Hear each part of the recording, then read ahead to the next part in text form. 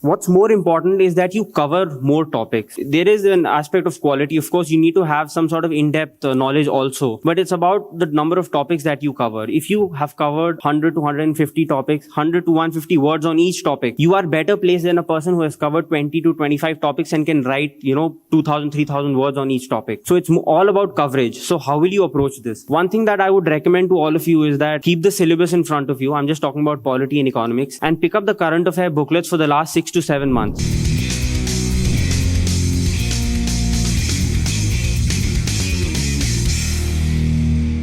Continuing with the theme of the earlier speakers like Anshul, Farah and Sir, I'll keep my discussion really short and crisp. I've been asked to speak on polity, social sector and economics. But before I get to that, I'll just tell you 2-3 things on how you have to, study for the next 3 months and how you have to approach answer writing. So like Sir said, obviously information is important, but it's not the end of mains preparation. Knowledge is just one part. In fact, people who clear the exam and get good ranks are definitely not the most, with due respect to all the other toppers, we are not the most knowledgeable people out of the pool that write the exam. But what we do differently is that we write answers relevant to the question that has been asked. So there are many aspects that go into writing good answers, of which content is, I think, 20, maybe 25%. You have to have a good structure in your answer. You have to answer the question basically. I'll give you an example subsequently when I discuss the polity part with you about how people get carried away. And like Sir also read out one question. On those lines, I'll explain to you how you have to understand what power writing is all about, how you have to understand the theme of the question and write the answer that you're supposed to write in the mains exam. For the coming 3 months, what's more important is that you cover more topics. See, mains is not, there is an aspect of quality. Of course, you need to have some sort of in-depth knowledge also, but it's about the number of topics that you cover. If you have covered 100 to 150 topics, 100 to 150 words on each topic, you are better placed than a person who has covered 20 to 25 topics and can write, 2,000, 3,000 words on each topic. So it's all about coverage. So how will you approach this? One thing that I would recommend to all of you is that keep the syllabus in front of you. I'm just talking about polity and economics, and pick up the current affair booklets for the last 6 to 7 months and go through the polity section and jot down topics for polity, keeping the syllabus in mind. So you will get a list of topics that are relevant for polity and social sector. Do the same for economics. There are other sources as well, but given the focus that UPSC has on current affairs, it's very important that you do this exercise. In fact, I was discussing with Sir yesterday about what I should talk to you and whether I should list out a few topics to you, say 20 topics for polity, 20 for economy that are relevant for this year's paper. But then I felt that would be counterproductive because you would get it ready-made, firstly. Secondly, that list would not be exhaustive.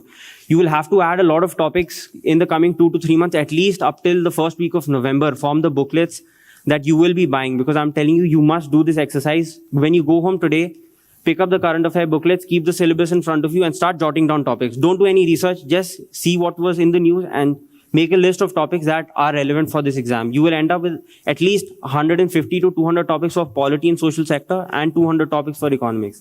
Then don't go in depth into each topic. Google, use your class notes, use whatever booklets you have, use the internet liberally and get 100 to 150 words maximum on each topic. Don't go beyond that. That should be your upper limit because you will not be able to write more than that in the mains exam. It's all about coverage.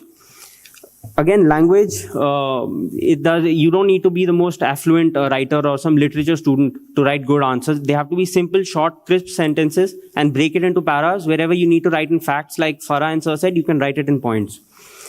And again, yes, the most important thing is structure and flow, which Sir has said, power writing. I'll explain to you how that works. And yes, another part, we have flexibility in the test series so that you can write the exam as per your convenience. This flexibility is not for the people who are staying in Rajendra Nagar. It's basically for people who are working, who do not have the liberty to write a test every week. So although you can, choose when to write, I strongly recommend that you write one test every Sunday or Saturday, whatever is convenient, but please write one test every Saturday. Don't delay it. If you do that, you will keep procrastinating and December aa jayega and you would have written maybe 2-3 tests. These are all some flaws that, people make. So during these 3 months, which are very crucial for all of you. Now, being very brief, I'll just come to polity and social sector. See, current affairs booklet I have told you, so please do that today. Secondly, your newspaper notes, especially for the polity paper, they are very important. It may be not for the other papers, but for polity, social sector, and economics to a certain extent, you must. How many of you have written the prelims this year? Just a show of hands. Okay. And how many of you are shooting for 2017? Okay, majority. 2016 का prelims जिन्होंने दिया 110, 115 से ऊपर कितनों का आ रहा है? Okay, that's a good number. That's fairly, I think, almost all of you who have written the pre. So that's good. I think you should be writing the mains this year. I'm not speculating on the cutoff, but hopefully you will get through. So newspaper notes. See, last year there was a question in GS2. I'll just read it out to you. Just listen to it. Resorting to ordinances has always raised concern on violation of the spirit of separations of powers doctrine. While noting the rationales justifying the power to promulgate ordinances, analyze whether the decisions of the Supreme Court on the issue have further facilitated resorting to this power, should the power to promulgate ordinances be repealed. Now, like Sir said, UPSC has been in the habit of giving you longer questions. This is again one of those questions and it's tough. Agar pehle go mein padhe to samajh mein nahi aaye if you're from a non-legal background. And some of my friends who are lawyers also found this question tough. But if you go back and Google today, there was an article in the Hindu, this was December 2015, there was an article in June 2015 titled The Repromulgation Game. And I think this question, if you read the article, you'll feel as if UPSC has made this question directly out of that article. There are lots of examples like this, wherein questions have been framed directly out of newspaper articles. This is from the Hindu op-eds or the editorials. So, and again, what is more important is that you will not find the answer to this in any book, firstly, and in majority of the test series. This was something that I had not covered anywhere but on my own. So you must be in the habit of reading the newspaper and in a short amount of time, read the article, internalize it, and then write 100 to 150 words. It hardly takes any time. And once you hone this skill of yours, which will be done here at the test series also, and individually, I strongly recommend that you must do this. You will find cracking the polity paper will be very comfortable for you. This year's paper obviously was very tough. There is always, UPSC has this pattern as far as GS is concerned. 2 papers are easy and 2 tend to be relatively tougher. You will come to know within 1 hour of writing the exam that whether this paper is really tough or really easy. And it's the really tough papers where people, tend to go haywire and get really worked up about. Everyone ends up scoring in the same bracket in a tough paper. It's not what I call, based on my analysis, it's not a gap paper basically. So you'll score in the same range. For example, last year's polity, majority of the people scored between 80 to 90 who got through. And whereas the GS3 paper, which was easy, and people thought that they were not very worried about it, that is where the marks really varied. It went up from 70 to 120, 125. So that made a difference on your rank. So if you encounter a paper that is very tough, one of the most important things is that you don't panic, attempt the questions, and then just forget about it. Focus on the easy papers because those are the ones that will make a difference on your rank. Now, for GS paper 2, Polity and Social Sector, you must use PRS Legislative. Have you heard about it? PRS, the website. Yes or no? Yes. So use this. Again, another point is the Rajya Sabha TV debates. There is a show called The Big Picture. Please watch it every day. Keep a piece of paper. It's for half an hour. You can watch it online. Make notes out of this particular TV show. It will give you a lot of insights. Like Sir said, you've got to integrate. You can't, study each paper in silos. So this integration is really important and you'll get a lot of insights in these debates. You have bureaucrats, diplomats, specialists, technical people, technocrats. So it will give you a lot of inputs in half an hour itself on each topic, and 80 to 85% of the topics discussed on these debates are relevant to the exam. So you must watch this. For the public administration part, please pick up any concise volume of the second ARC and go through it. That will give you a lot of input. I'm sure the people who have written pre this year and are preparing for previous years must have gone through this. For government schemes, obviously you are reading the newspaper, so you know about the scheme. But the newspaper articles are not exhaustive. They are short at times. They don't cover everything. So you must go back and Google on the PIB website. Are you aware of this? PIB? Yes or no? So please refer to this. Now, Yojana is another question that people ask me. How do you use the Yojana magazine, especially during these 3 months? Yojana publishes magazines which are topic based and people end up reading it for the whole week or maybe more than that, for the entire month, because it's a monthly magazine. Say you have a Yojana on health, education, skill development, electoral reform. These are all very important, relevant topics for your paper 2 and for the essay also, which will give you insights which are not present in the newspaper or in your class notes. So pick up the Yojana, keep a limit that within 3 hours, I will go through each topic which is relevant, write 100 to 150 words. I'm stressing this again and again because you must not end up making a thesis out of the work that you're doing. Don't write more than 150 to 200 words after you've internalized the topic. So say there's a Yojana on health, there'll be an article on health and the private sector. So how can the private sector help in the health sector in India? So just see what are the important points quickly and jot it down. You must write and internalize what has been written in that article. That will help you in the power writing aspect when you're trying to understand questions also. So this is how you must use Yojana. 1 day, 3 hours, not more than that. If you're spending more time, that means you're doing something wrong. I remember last year, there was this whole 4th judges case, the NJAC debate.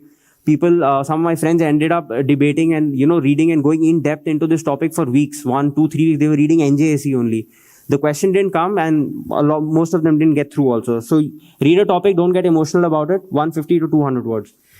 Now, another important book for polity and social sector, please buy Indian Uncertain Glory by Amartya Sen. That will help you a lot. There are a lot of comparative analysis done in that book as far as health, poverty, etc. All these things have been covered. Please go through this book. And again, there are some important case studies also. There is a topic in your polity paper which people tend to leave, and even if questions on this are not asked, you can use these topics either in your essay or some sociology related question in GS1. For example, state-wise, what has happened is in India, there are a lot of model examples as far as implementation of schemes is concerned. For example, Rajasthan is famous for its sanitation revolution that has taken place. I don't know how many of you know about this. Have you heard about it? Rajasthan is a success story as far as implementation of ODF, making villages open defecation free is concerned. So you must know about the Rajasthan sanitation. I'm just giving you a few examples. Go back and use the net and read up on this. Tamil Nadu is famous for its health sector. Kerala is famous obviously for its Panchayati Raj model. Madhya Pradesh is famous for the work that has been done on the girl child. So these state-specific examples are very important. Please go through these. And again, for the first timers, I think most of you who have written the exam, the pre this time are first timers. Don't stop reading Lakshmikant for polity. You must make it a habit at night, maybe 15-20 minutes when you're resting, just flip through the important articles. Because say you're asked a question on the Aadhaar bill. There can be a lot of questions, whether Rajya Sabha is relevant or irrelevant in today's polity, whether the difference between a money bill and a financial bill. You will not be able to answer these questions if you don't know what the text of Article 110 is, what the text of Article 117 is. So you have to be thorough with the Constitution, at least the important articles. They should be on your fingertips at all times, so that when you read something that is relevant, you are able to correlate immediately and maybe even, cite the article wherever it's required. Yeah, coming to economics. How many of you have taken classes 2016 जिन्होंने prelim दिया? Are you taking coaching somewhere?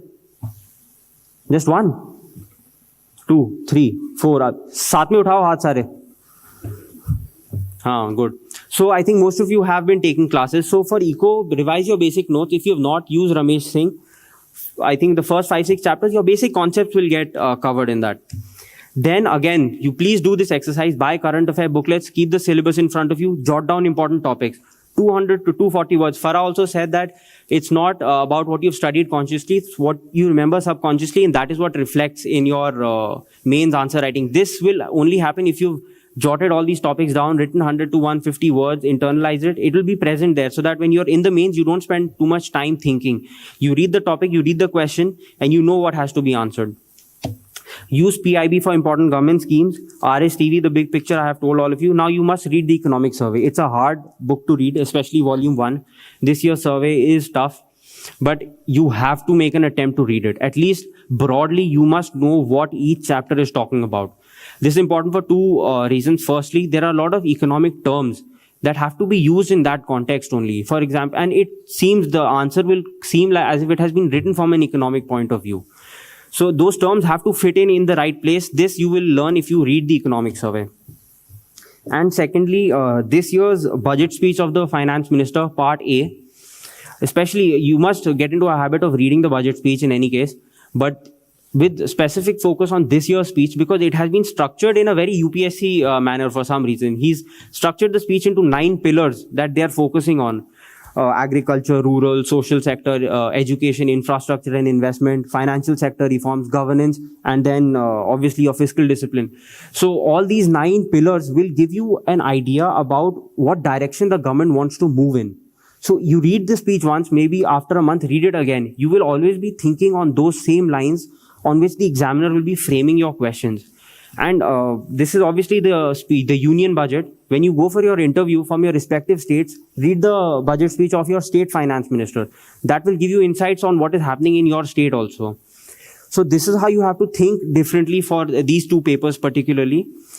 Get into the habit of answer writing, and please limit yourself. Don't expand, don't get into thesis writing. And like Sir said, a lot of focus will be given on your strengths at this KSG initiative. What is unique is that it will be evaluated by professors. A lot of work has gone into making these questions, and a lot of background brainstorming has gone in to make it as relevant to the UPSC pattern as possible. So it's very important, and obviously you must take a test series. Although there are some people who find it hard to adjust to that cycle, or maybe for some economic reasons they're not able to take it, but I strongly recommend that you must take a test series. It's not, I'm not marketing or anything here, but it's important for all of you, because if you don't do the answer writing practice, I can guarantee it, life will be very difficult when you go into the mains. You don't have much time. 3 hours ही होते हैं. You'll panic if you find the paper tough. If you find the question easy, you'll end up answering it wrong, like Sir said. You'll end up answering drought or the other ancillary things that are there. The questions are not straightforward. There are always traps in the questions.